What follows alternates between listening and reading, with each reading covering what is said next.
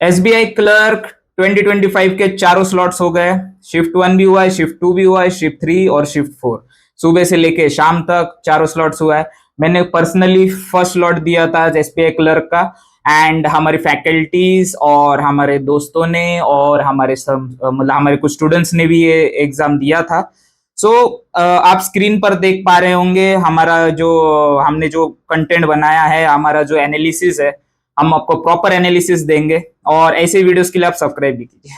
ठीक है। फर्स्ट जो पेपर चालू हुआ था आज, सो फर्स्ट सेक्शन इंग्लिश था, उसके बाद क्वांटिटेटिव एप्टीट्यूड था, उसके बाद रीजनिंग था। क्वांट 30 मार्क्स का था, सॉरी इंग्लिश 30 मार्क्स का था, and quant was for 35 marks and reasoning was for 35 marks also. Timing कितने थे? हर एक सेक्शन 20 मिनट्स के थे। जिसको लग रहा है कि वीडियो स्लो जा रहा है तो 1.5 के स्पीड पे देख सकते हैं। सो शिफ्ट 1 का एनालिसिस लेंगे। सो शिफ्ट 1 में इंग्लिश 30 मार्क्स का था और ट्रिकी बोला जा सकता है बिकॉज एसबीआई क्लर्क का एग्जाम है, तो बहुत बच्चों को जैसे हर साल आता है एकदम सिंपल, तो इस बार थोड़ा आरसी ट्रिकी था, मतलब समझ में बच्चों को नहीं आ रहा था ये एक्चुअल आरसी किस बारे में, तो जिसका कॉम्प्रिहेंशन अच्छा नहीं है तो उसको डिफिकल्ट गया। मेरे को पर्सनली जब मैंने ये दिया तो मुझे भी ऐसे ही लगा था। एरर के क्वेश्चंस थे।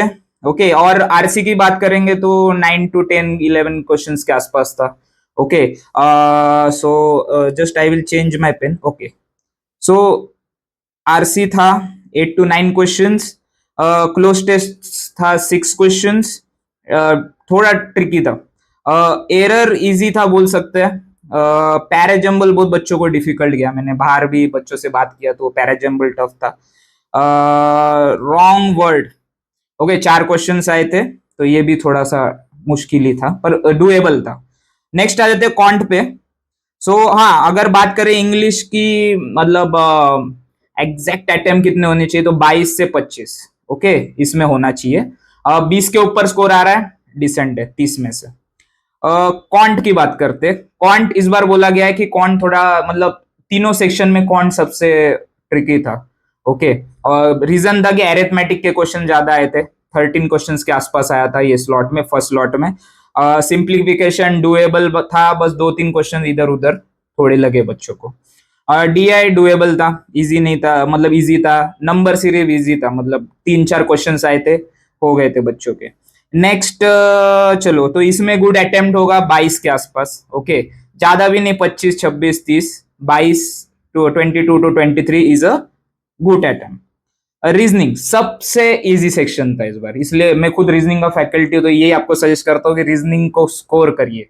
जितना स्कोर पाओगे कर पाओगे उतना अच्छा होता है, कितना भी डिफिकल्ट है कितना भी है, आप प्रैक्टिस प्रैक्टिस प्रैक्टिस करोगे रीजनिंग में तो स्कोर आना ही आना है। सो रीजनिंग में गुड अटेम्प्ट मेरे को पर्सनली लगा था 30 to 32, इसके बीच में अगर एक्यूरेसी अच्छी हो 95-98% की तो 31 to 32 is a good attempt. Syllogisms आए थे 3 to 4, इनइक्वालिटीज थे, अल्फा न्यूमेरिक सीरीज थी, 5 क्वेश्चंस थे, डुएबल थे। एक क्वेश्चन ऐसा था जो मुश्किल लगा था। पजल्स अनसर्टन पजल था, हमने तो प्रीलिम्स के मॉक भी सॉल्व किए थे तो आप उसमें जाके देखना चाहिए था। अनसर्टन पजल्स भी था और मैंने खुद पजल्स के ऊपर वीडियो बनाया अनसर्टन के, और देखो इधर फर्स्ट पजल ही अनसर्टन था। रेक्टेंगल बेस पजल था। ओके, मंद बेस पजल आया था।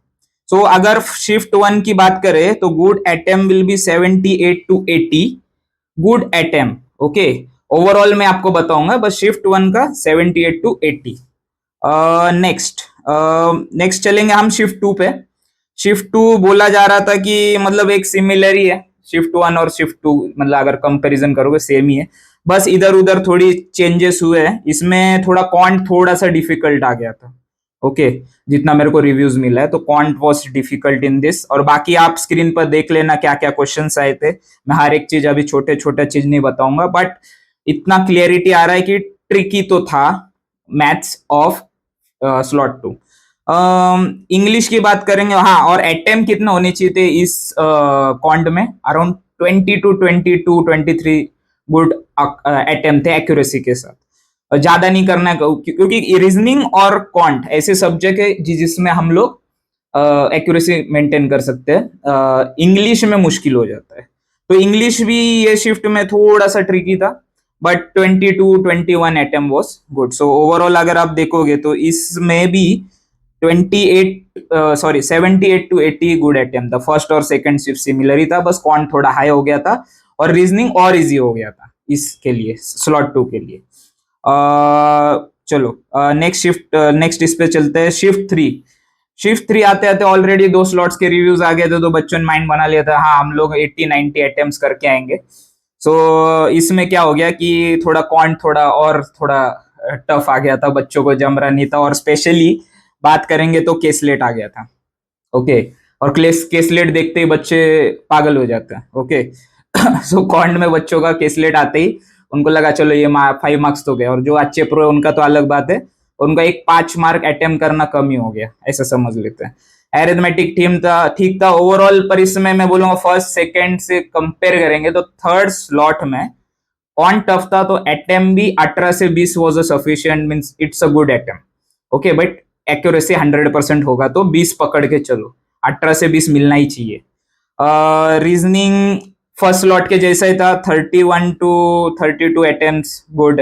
रीजनिंग में इसलिए मैं बोलता हूँ स्कोर करो स्कोर करो, बाकी के अगर 2 सेक्शन टफ हो गए, कैसा होता है क्वांट बहुत बच्चों का शार्प हो रहा है आजकल, तो बीटेक बी वाले बच्चे स्कोर कर लेते हैं। तो रीजनिंग में जो बी कॉम से है, बीबीए से है, या जो भी अदर फील्ड से, कॉमर्स बैकग्राउंड या आर्ट्स बैकग्राउंड, वो कर सकते हैं आराम से इसमें score. So 31 is a good attempt in reasoning. Okay, shift 3 में अगर इंग्लिश की बात करें तो इंग्लिश थोड़ा आरसी थोड़ा सा टफ आया था, समझने में मुश्किल जा रहा था, ऐसा बच्चे बोल रहे थे। एक्चुअल पता नहीं, पर अभी जितना डेटा है मेरे पास उस हिसाब से।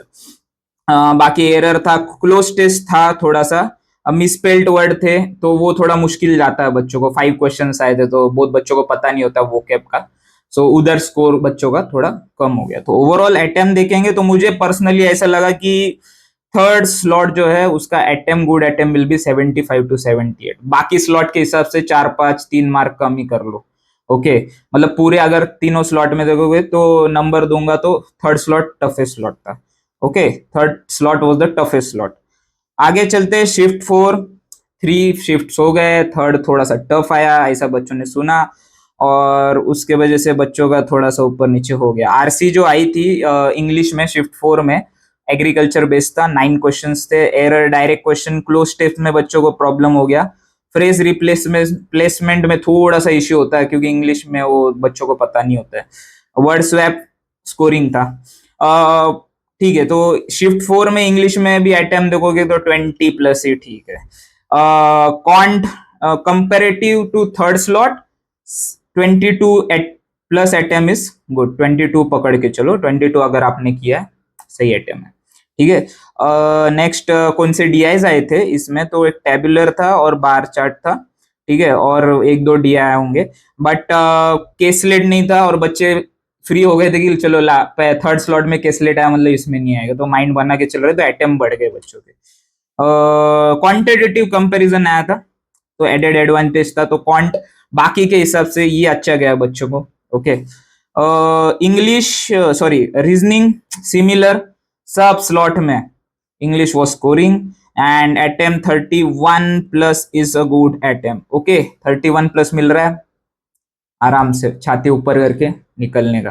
ठीक है, सो ओवरऑल इसमें भी 78 to 80 इतना आ गया, इतने अटेम्प्ट करके आ गए, सेफ हो, मेंस का प्रिपरेशन चालू कर दो। अभी ओवरऑल अगर हम एवरेज देखेंगे, so I will change the pen just second. Overall average attempt देखोगे, गुड अटेम्प्ट बोल सकते हैं 78 to 83। एक्यूरेसी कितना होना चाहिए? 90%। ओके, अगर आपको जो महाराष्ट्र से स्टूडेंट्स है जिसका ऑलरेडी वैकेंसी इस बार बहुत ज्यादा है, अगर आपको जेन्युइनली बोल रहा हूं, जिसको मिनिमम टू मिनिमम, जिसने कम भी अटेम्प्ट की है, 58 से लेके या 56 58 से लेके 65 के बीच में आ रहा है, उसने मेंस का प्रिपरेशन चालू कर दो अभी से, बहुत अच्छा चांस है। और अदर स्टेट्स की बात करें जिधर ऑलरेडी वैकेंसी कम है या ज्यादा है, थोड़ा सा कम ज्यादा हुआ है, ये पकड़ के चलो कि 65 से लेके 70 के बीच में कट ऑफ आ सकता है।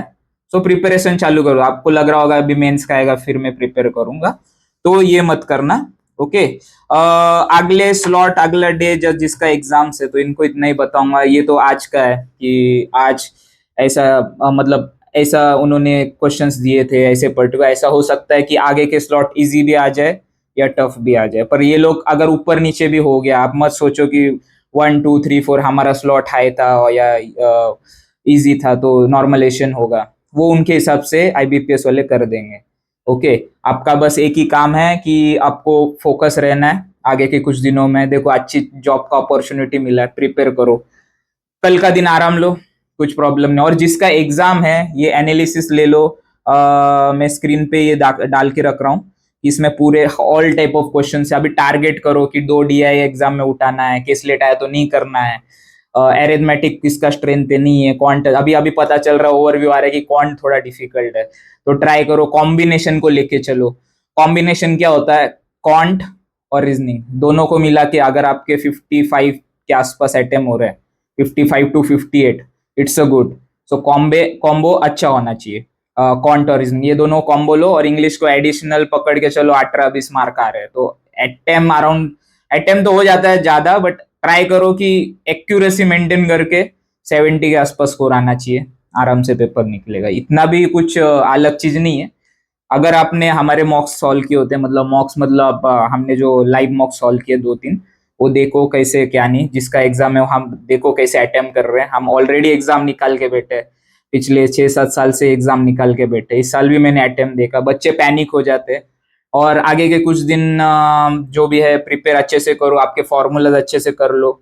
और अरिथमेटिक में थोड़ा क्वेश्चंस घुमाया हुआ था, सो उस पे फोकस करना, जल्दबाजी में अटेम्प्ट मत करना। एंड यही हमारा एनालिसिस है। और हमारे वीडियोस को फॉलो करो, सब्सक्राइब करो, आपको बहुत सारा फ्री कंटेंट दे रहे हैं।